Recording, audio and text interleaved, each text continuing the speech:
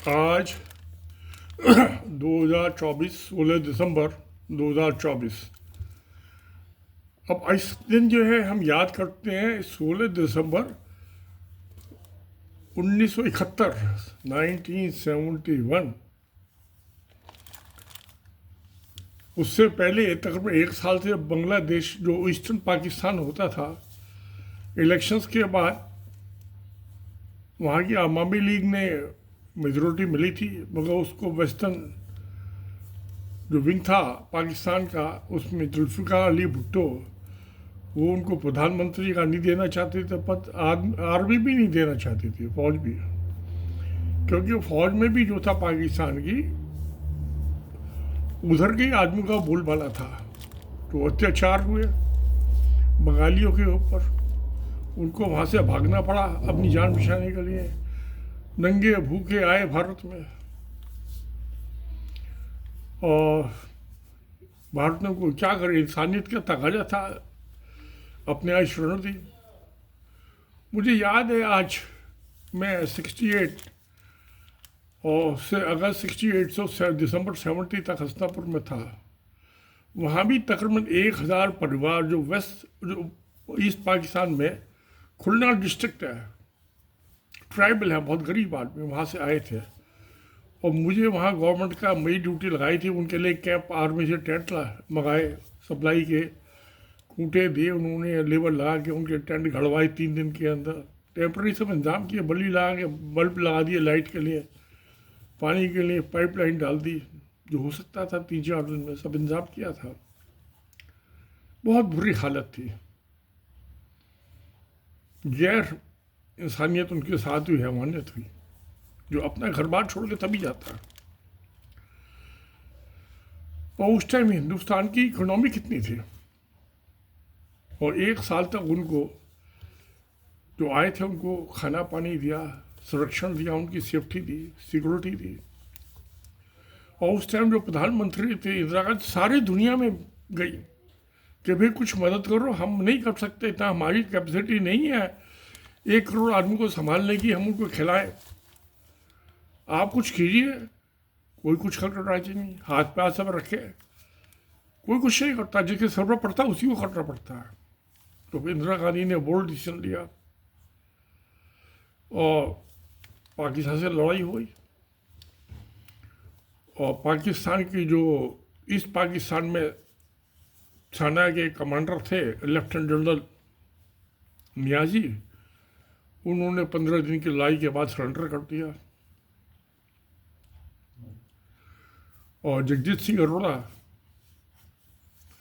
वो lieutenant general थे eastern command के, उन्होंने उसको एक्सेप्ट किया। और अपनी सिक्योरिटी में जिन आदमियों ने 90,000 फौजियों ने सरेंडर किया था, उन्हें बांग्लादेश से भारत ले आए। और वहाँ की जो अवामी लीग के लीडर थे मुजीबुर रहमान, उनको सौंप दिया। उनको भी पाकिस्तान ने 10-15 दिन बाद जेल से छोड़ दिया था, और संभाला भैया अपना देश संभालो। और इंडियन आर्मी वापस आ गई। और जो यहाँ रिफ्यूजी आए थे वो ज़्यादातर तो वापस लौट गए थे बांग्लादेश। जो हसनापुर में आए थे, मुझे याद है कि यहाँ से उनको उड़ीसा ट्रांसफ़र किया था हसनापुर से। क्या वहाँ क्या हुआ मुझे पता नहीं उसका। वहाँ तकरीबन हसनापुर में वो 1 साल तक रहे थे। मैं उनके बीच में जाता था, मैं भी थोड़ी थोड़ी बंगला समझने लगा था, बोलता तो नहीं था मैं। एक लाइसेंस ऑफिसर होता था सरकार, वो बंगाली था, वो मेरी हेल्प करता था, मेरी बात उनको समझाने के लिए और उनकी बात मुझे समझाने के लिए। तो आज उसके बाद बहुत टाइम बीत गया, 71 और 2024, 54 साल हो गए, 44 ईयर्स। इंडिया की इकोनॉमी बहुत बढ़ गई, तरक्की हो गई। बांग्लादेश से भी तरक्की किस टाइम है, इकोनॉमिक हालत उसके भी सुधरे, बहुत मेहनत की वहाँ के भी आदमी हैं। मगर अभी 5 दिसंबर को वहाँ गड़बड़ हो गई, क्योंकि जब इलेक्शन में आप बेईमानी करोगे, लोकतंत्र की हत्या करोगे, तो जनता खड़ी हो जाएगी ना। जैसे कि श्रीलंका में हो गई थी, इकोनॉमिक हालत ख़राब हो गई थी कोरोना के बाद, टूरिज्म ख़त्म हो गया था, इकोनॉमिक हालत ख़राब थी और जनता को मिल नहीं रहा था। तो उन्होंने राष्ट्रपति के वहाँ एग्जीक्यूटिव प्रेसिडेंट थे, जनता उनके पैलेस में घुस गई घर में और उनको अपनी जान बचा के भागना पड़ा, छोड़ दी श्रीलंका। तो ऐसी शेख हसीना ने गड़बड़ की इलेक्शनों में जीतने के लिए, उसको भी भागना पड़ा और इंडिया आ गई अपनी जान बचा के। तो अभी उसके वो नहीं तो उसको गिरफ्तार कर लो, उसको मुकदमे चलते हैं। जो 3,500 आदमी उसने गायब करा दिए, पता नहीं जिंदा मर गए, मरी का मार ही दिया होगा। तो सत्ता के लिए तो सब चीज़ें होती हैं, इंडिया में भी होती हैं। तो जब जनता दुखी हो जाती है, उसकी वोट की पावर जो है बेईमानी से हो जाती है। भाई यही होता है, इंडिया में भी हो सकता है, किसी नरेंद्र मोदी के घर में घुस जाए जनता, इसको भी अपनी जान बचा के भागना पड़े, पता नहीं कहाँ जाएगा भाग के। गुजरात चला जाएगा देश छोड़ के, पाकिस्तान तो नहीं जाएगा, बांग्लादेश में जाएगा। हो सकता है ट्रंप से इसकी दोस्ती अमेरिका चला जाए।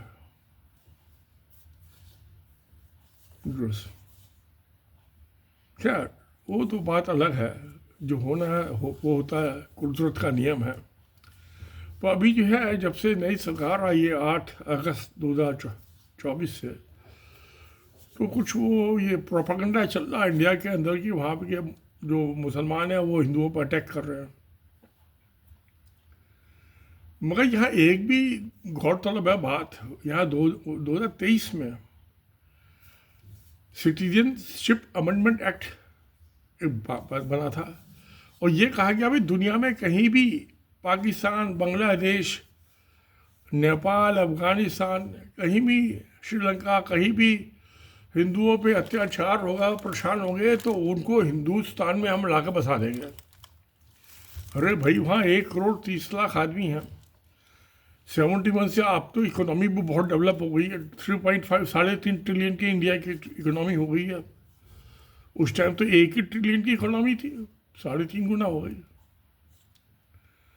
तो वो बसा दो ना, 1,30,00,000 आदमी को लाके यहाँ से। गुजरात में मैं गया था, गुजरात भुज में बहुत ज़मीन पड़ी हुई है खाली, जो समुद्र तो पीछे चला गया।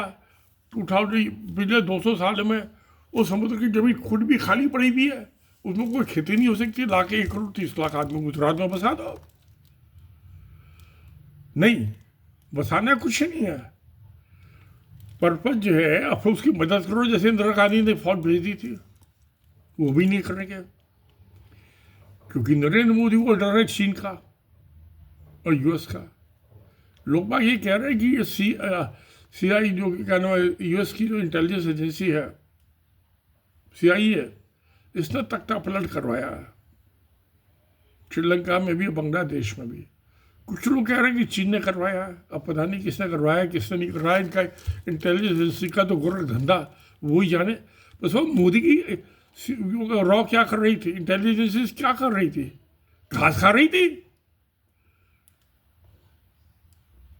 वहाँ। उसको निज्जर को की हत्या करा दी कनाडा में, पन्नू की हत्या करने की कोशिश कर रही, अटेम्प्ट टू मर्डर ये कर। अब भैया बांग्लादेश की कुछ मदद करते हैं वहाँ के हिंदुओं की, क्यों नहीं कर रहे? मदद नहीं करते कि भाई बांग्लादेश में बड़ा अत्याचार हो रहा है हिंदुओं का, इसलिए भारत के हिंदू हमें वोट दे दो। ये वोट बैंक की पॉलिटिक्स है, और कोई लेना देना, कोई मदद नहीं करती उनकी बांग्लादेश के हिंदुओं की। बिल्कुल पैसा भेज दो वहाँ पे, अब तो बहुत अच्छी इकोनॉमी है। RSS का भाई कई लाख करोड़ रुपया है, उसी से दिलवा दो उन्हें, वहाँ के हिंदुओं को पैसा बंटवा दो, वहाँ की सरकार को दे दो, वो बांट देगी सब हिंदुओं को। तो यहाँ पे तो ये मस्जिद तोड़ने में, खोदने में, कब्रिस्तान खोदने में लग रहा है, उसमें भगवान ढूंढ रहे हैं। और वहाँ की कह रहे हैं जो मंदिर में जो भगवान है, मस्जिद और मंदिर दोनों एक ही ईंट से बने, एक ही गार से, एक ही आदमी ने मेहनत मशक्कत करके बनाए हैं। ये कोई अलग थोड़ा मंदिर और मस्जिद है ना। कब्रिस्तान शमशान में मुर्दू जलाए कि वहाँ कब्र में खड्डा खोल के डाल दिया, दोनों मिट्टी में गए ना, बचा कौन। तो मेरा कहना ये है कि आज का जो दिन है बड़ा शुभ दिन है कि वहाँ पे शांति, अमन शांति हो। क्यों हुई ये झगड़ा, क्या था 71 का? भाषा, लैंग्वेज, कल्चर। जो वेस्ट पाकिस्तान की कल्चर है और लैंग्वेज है वो दिल्ली और लखनऊ की लैंग्वेज और कल्चर से मिलती जुलती है। लाहौर की कल्चर और लैंग्वेज, दिल्ली की लैंग्वेज और कल्चर और लखनऊ की लैंग्वेज कल्चर, उसमें कोई फर्क नहीं है, डिफरेंस नहीं है। मगर वहाँ बांग्लादेश में बंगाली, अब मुझे भी बंगाली नहीं आती, मैं थोड़ी बहुत तो समझ लेता हूँ, मराठी भी समझ लेता हूँ, पूना में भी पढ़ा हूँ मैं। बंगालियों से भी 1 साल मैंने उन लोगों से मिलता जुलता था। तो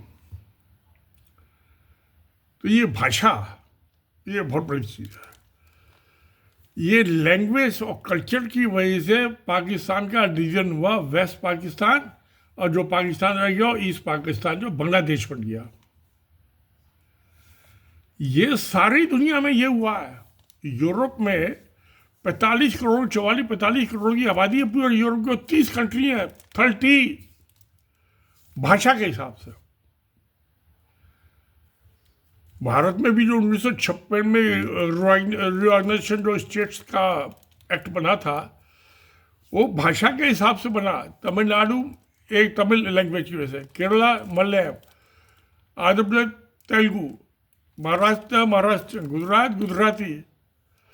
तो ये बंगाल बंगाली है, बांग्लादेश। अब वेस्ट बंगाल में और बांग्लादेश में ये भाषा दोनों को मिला के एक कर दो, क्या दिक्कत है? कोई दिक्कत नहीं है, दोनों प्यार मोहब्बत से रहेंगे, दोनों बंगाली हैं। शेख हसीना भी बंगाली है, वो भी बोलती है, ममता बनर्जी भी बंगाली बोलते हैं, सेम। तो ये लैंग्वेज जो है, यही कल्चर होते किसी सोसाइटी की। तो इंडिया में भी जो है, जैसे वेस्ट पाकिस्तान और ईस्ट पाकिस्तान जो है बट के बांग्लादेश बन गया, यहाँ पे भी ऐसी भाषा पर देश बनाने की जरूरत है। तो एक तो शिकायत खत्म हो जाएगी भी मुसलमानों के जो 50 कंट्री है, हमारा एक ही है। और भाई इसको भी 50 से ज़्यादा, यहाँ तो इंडिया में 50 से ज़्यादा भाषाएं हैं। हिंदी जो है, जो राजस्थान में मारवाड़ी बोली जाती है, मुझे नहीं समझ में आती वो क्या है। मैं दिल्ली का शहंशाह हूँ, बादशाह हूँ, बाशिंदा हूँ, मेरठ का बाशिंदा हूँ, मेरठ की भाषा से मैं मारवाड़ी नहीं समझता। राजस्थान की जो गुजरात और जो इसके साउथ और राजस्थान के इलाके में, ऐसी जो बिहारी है, भोजपुरी, मुझे समझ में नहीं आती। एक पूर्वीय बोलते हैं, मेरे पास आदमी थे, मैं नहीं समझता था उसे। ईस्टर्न यूपी वाली जो भाषा बोलते हैं राजस्थान, वो मैं नहीं समझता राजस्थान की, राजस्थानी। तो इनको भी भाषा के हिसाब से बोलिए, उनकी कल्चर अलग है, बोली अलग है, इसको भी डिवाइड कर दो। जैसे पाकिस्तान का डिवीजन हुआ भाषा के हिसाब से, और इंडिपेंडेंट इनको देश बना दो, सब खुश हो जाएंगे। तो मोदी का जो 4.5 साल का बचा है टाइम, इसमें यही काम कर ले, बाकी तो इसने कुछ किया नहीं 10.5 साल में। भाई भाषाओं के हिसाब से देश बनते हैं ना।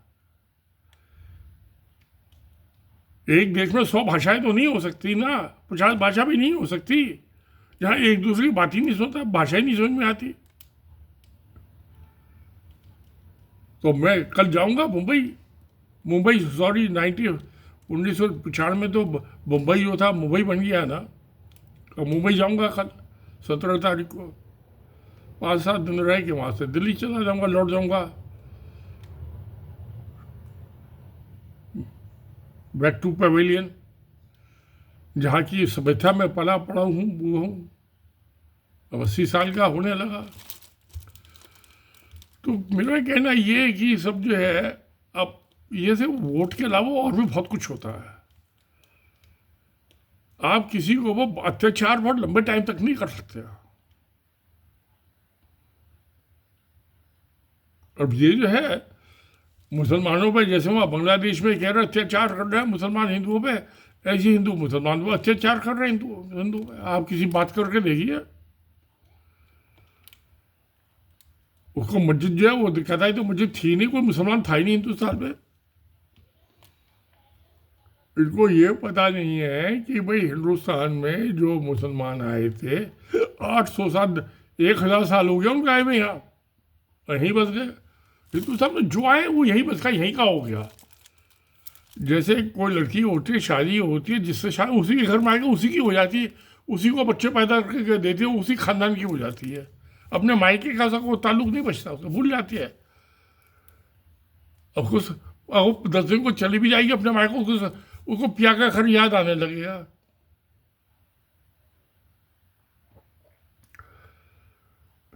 तो कहती है ना, सुन ले सखी मुझे पिया की याद आई, पिया के घर जाना है, पिया का घर बड़ा प्यारा लगे। सच्चाई यही है। तो जो मुसलमान आए उनके लिए पिया का घर यहाँ का बस गए, वापिस नहीं गए। अंग्रेजों के अलावा कोई नहीं गया वापस। चाहे कुशान आए 2000 साल पहले, 800 साल पहले हूण आए, सब यहीं बस गए। तो किसी को जाने की जरूरत क्या है, यहाँ अच्छी आबहवा है, जमीन भी अच्छी है, खेती है, बर्फ भी नहीं पड़ती और थोड़े पहाड़ों को छोड़ के। तो इसका भी जैसे पाकिस्तान का डिवीजन है, ऐसे ही इसको डिवीजन करते हैं, मजहब के हिसाब से नहीं, भाषा के हिसाब से। मैं मजहब अजब को मैं कोई चीज़ मानता है, भाषा के हिसाब से, लैंग्वेज ये होना चाहिए, होगा। किसी को दुनिया की कोई ताकत नहीं रोक सकती। और जो हिंदू मुसलमान का सवाल है, इनको ये पता नहीं तजाकिस्तान से कहाँ से मुसलमान आए हैं भारत में, यहीं आके बस गए। उनको द्वारा आने की को मना दिए क्या? कोई बिना उधर पासपोर्ट और वीज़ा तो पासपोर्ट सिस्टम को चालू हुए समझो 110 साल हुए, वीज़ा सिस्टम को चालू हुए कितने हैं, 80 साल हुए। वो बिना मेरे पर बाबा जो थे लाला भवानी प्रसाद जी, मेरठ से चल के और मक्का तक चलेगा, कोई पासपोर्ट नहीं, कोई वीज़ा नहीं। ये तकरीबन 150 साल पुरानी बात है। किसी ने नहीं पूछा, पैदल चले। ना उस टाइम रेल थी, ना हवाई जहाज था, ना कोई कारें थी, ना बस थी, पैदल चल के चले आते थे आदमी। एक कोई कंट्री नहीं, कोई उसके बॉर्डर नहीं। मैं मुंबई से वहाँ जा रहा था लंदन, मुझे तो किसी को कोई बॉर्डर नहीं दिखाई दिया किसी देश का। हाँ, आगे सीट के पीछे स्क्रीन लगी हुई थी, उसमें दिखाई दे रहा था ये यूगोस्लाविया बॉर्डर किसको नहीं। मैं बहुत ध्यान से देख रहा था विंडो से झाँक के, कोई दिखाई नहीं दिया। पेरिस से जब बंगलौर लौट रहा था तब भी कोई नहीं दिखाई दिया। तो सब बकवास है कि ये बॉर्डर है, फोड़े ये फलाना निकला, हवा जहाँ मर जाए वहाँ जाए। अब हवा से कौन नहीं पूछते, तू पासपोर्ट ले, वीज़ा ले। चिड़िया परंतु से कौन नहीं पूछते भाई, बादलों से नहीं पूछते। पोल्यूशन हवा जो गंदी है वो पाकिस्तान चल रही है, पाकिस्तान की हिंदुस्तान आ जाती है, दिल्ली आ जाती है। लाहौर की गंदी हवा पोल्यूटेड हवा दिल्ली आ जाती है, दिल्ली की लाहौर चली जाती है। ऐसा मोहब्बत है। बॉर्डर को मानता कौन है? ये तो बेवकूफ़ी की सब बातें हैं। तो मेरा कहना ये है कि जैसे पाकिस्तान का डिवीजन हो गया, आज हम इस चीज़ को ध्यान में मद्देनज़र रखें कि इंडिया में भी भाषावर डिवीजन हो जाना चाहिए। अब मुझे तो लगता है अब ज़्यादा टाइम लगेगा नहीं। जैसे सोवियत यूनियन था, उसका डिवीजन हो गया 15 कंट्री में, सबकी लैंग्वेज अलग है। यूरोप के 30 कंट्री यूरोपियन यूनियन बन गई है। तो इसको भी यूनियन ऑफ इंडिया को ख़त्म करके और इसको जैसे यूरोपियन यूनियन ऐसी इंडियन यूनियन बना दे। यूनियन ऑफ इंडिया नहीं, सब देशों का बराबर का हक, और सब पासपोर्ट वीज़ा ख़त्म। तो ये होना चाहिए। चलो देखते हैं क्या होता है। अच्छा, नमस्कार, सत्यमेव जयते, धन्यवाद।